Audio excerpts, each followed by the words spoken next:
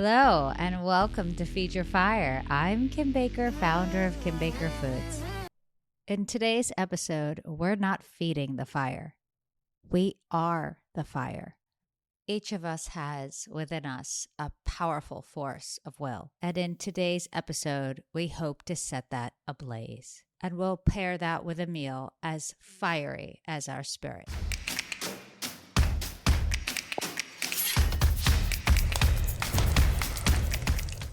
Maybe it's this heat wave we've had or the upcoming 4th of July holiday, but we are feeling the fireworks. A beautiful display of power that comes from within. Now, being that this week we'll be celebrating Independence Day, I've been thinking about that freedom and the agency that we have as individuals.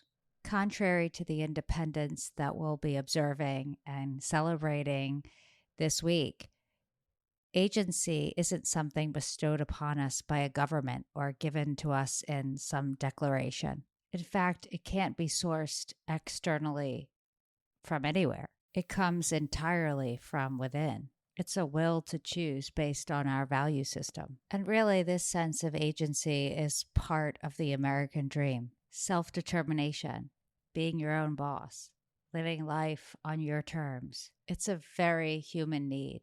That's part of our instinctual wiring. Just think about teenage defiance. Any parent can be a testimonial for that. The messy and sometimes painful emergence of self.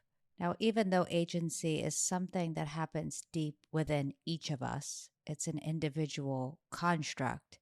Our environment can turn that heat up or down. We can have the ideas, the motivation, but lack the skills or resources to act upon them. Or we can have everything we need except the confidence. Those things can affect whether we live into that power. Having a support system that believes in us can help us not only tap into it, but stay true to it.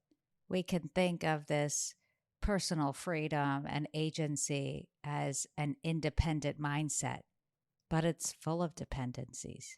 I'll never forget a conversation I once had with my sister when I was facing a crossroad. It was a very difficult time in my life, and the stakes were high. I was terrified, and I knew what I needed to do, but I still felt a hesitancy to step forward. And my sister repeated back to me what I had said to her, only she used slightly different language, and that flipped the switch. It created a clarity and commitment to myself. And even though I did it on my own, I couldn't have done it on my own. So consider us part of your support system, encouraging you along the way to step into that power so that you can make the choices in your life that feel right and authentic to you. If you've ever built a fire outside, you know the pride that comes when you see a blaze. One that you created with your own hands. And that's what we're here to do today. Only this time we're not using leaves and kindling. We're turning to our kitchen. And we're going to be making a flaming cheese inspired by Saganaki. And since it's the 4th of July, we needed to have some watermelon. So we're going to pair the cheese with a fruit salad mixed with basil, some pistachios, and hot honey. The first thing we're going to do is make our fruit salad. I'm using a combination of watermelon and peaches, but you could use one or the other. Cut the fruit into small cubes and place it in a bowl. Feel free to add in some sliced blackberries or blueberries for some red, white, and blue flair. Then add in some chopped basil and a drizzle of balsamic glaze. Set that in the refrigerator while we prepare the cheese. For this recipe, I'm using a good quality feta cheese. You could also substitute halloumi. As I was making this, I was thinking about those girl dinners that were trending on the internet several months back. They were essentially these cheese and cracker platters that were really easy to make. Ladies, if you want to step it up a notch and give yourself some self-love, I suggest you fry some feta. It takes all of about 60 seconds, and it's truly outstanding. Now we're using a hunk of feta cheese. There are no crumbles here. I'm taking about a half-inch slice of this feta, and I'm going to rinse it under cool water just to rinse off that brine, and then pat it dry with a paper towel. Then I'm going to dredge it in flour that I placed in a small bowl. And I'm going to place the cheese in a saute pan that I've heated up with some avocado oil. You can probably fit about 4 cheese slices in the pan at one time, depending on how many people you're feeding.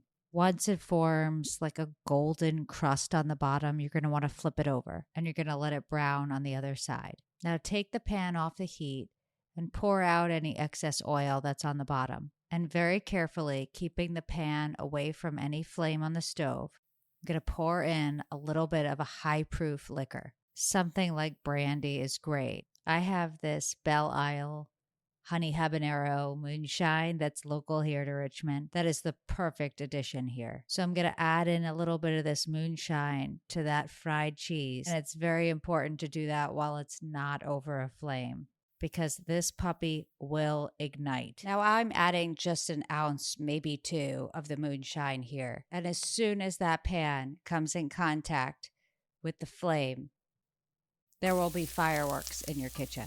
It is very dramatic, and the flames will subside as soon as all of that alcohol is burned off. Now, if you're afraid of doing pyrotechnics in your kitchen, or maybe you live sober, feel free to skip that step.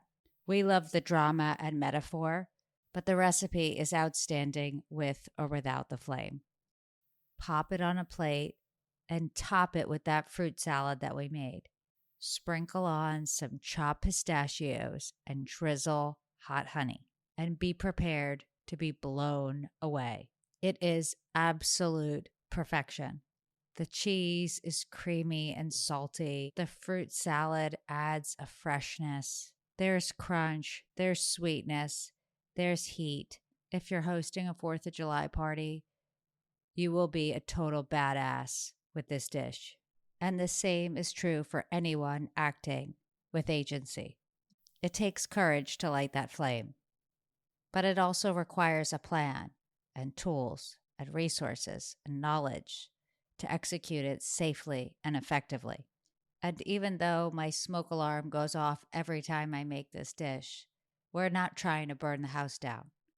We're trying to ignite something very organic within us so that it can burn bright, so that we could feed off of that flair.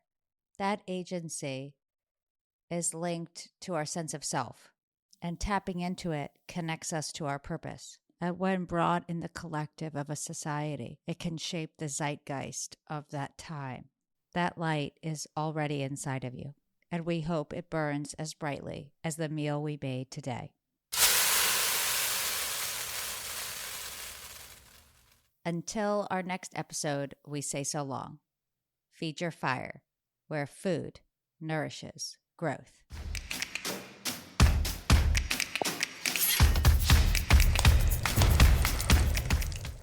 Feed Your Fire is sponsored by Kasari Consulting, where insight meets innovation. That's KASARI consulting.com.